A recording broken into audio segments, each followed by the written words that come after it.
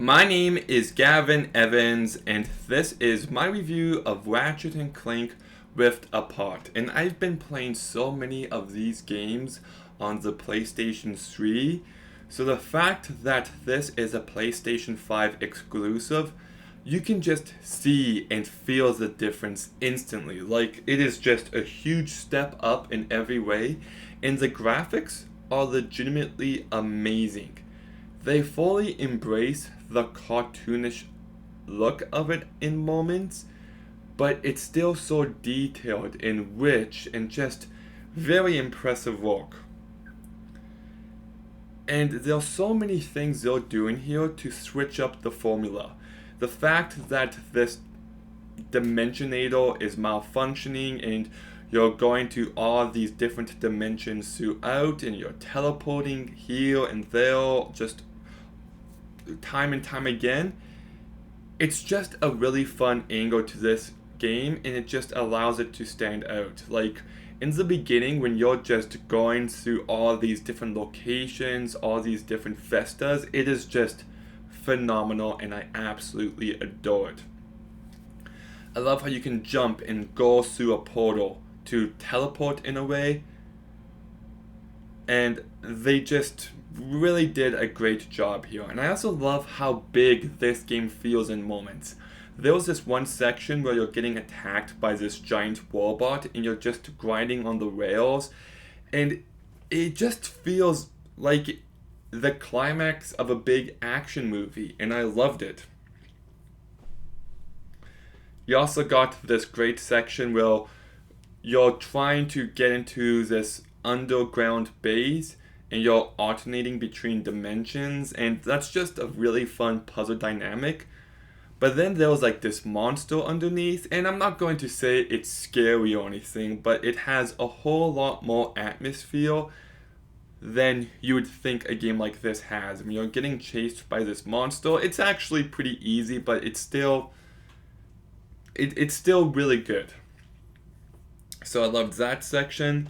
And the puzzles when you're Clank or Clip and you're going into this different, like when you're going into these like purple things, those puzzles, great. Like, they reminded me of the best puzzles of a crack in time. And they're the perfect level of difficulty where I really had to think about it, but it wasn't too hard to the point where I just wanted to give up.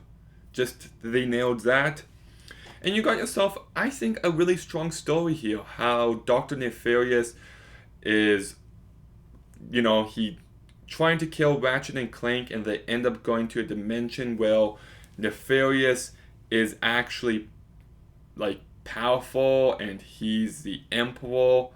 And now there's two Nefariouses, so then Ratchet kind of has to team up with an alternate Lombax, and Clank, there's also like an alternate robot Clip, and just the different dynamics with all of these characters really worked well for me. And I'm not saying this game is subtle or anything, but I do love the ideas getting explored. How broken people like to isolate themselves, and how they have to learn to let people in, and how they only don't because sometimes they consider themselves to be broken. And I really like that dynamic. It actually added some nice emotion for these characters. It got me to care. There's also another character named, well, the other Lombax's name is Rivet, and I like how you barely see her and Ratchet together, but because they're both Lombaxes, you understand what they mean to each other just like that. And I thought they had really good chemistry, and I liked that angle. I liked the backstory of Rivet and how it kind of ties into Clip, and how Clip can transform into this giant robot. It definitely reminded me of the Iron Giant, but that's a great movie, so no issues there. There's another character named Gary who's this crocodile I really liked, so yeah, so I don't like, I really like the gameplay, all the different weapons. It's what you'd expect, the buzz blades, the dynamo of doom, the freezing thing. You've also got this one where you can turn people into plants, which is good. What was the other one I really liked? or I relied on the lightning one a lot because the single pistol was just shit here.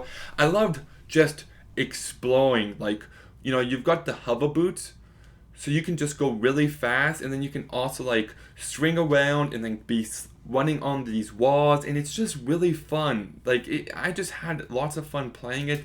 The enemies are great. It's kind of what you'd expect, but it still really delivers. And yeah, like I loved it. I do think it's just a tad short of greatness. You know, it does feel a little too short, and I do wish there was a bit more to the characters, a bit more emotion they could have leaned into. I do wish they leaned into the atmosphere filled part a bit more. And I just think they could have added some things to Nefarious or the ending, or raised the stakes a bit more to have it really work. So I love so much here. I think it's got a really strong story with some strong characters. It's exploring meaningful ideas. It's really fun. I love free roaming and fighting bad guys and just playing this game. The graphics look great, but it's just not quite to greatness. I just needed a little bit more, but in the meantime, I'll still give this game a 7.5 out of 10. Okay, have you played Ratchet and Clank Rift Apart? What did you think? Let me know in the comments down below. Make sure you like, comment, subscribe. Stay tuned for some more videos soon. And Gavin, out.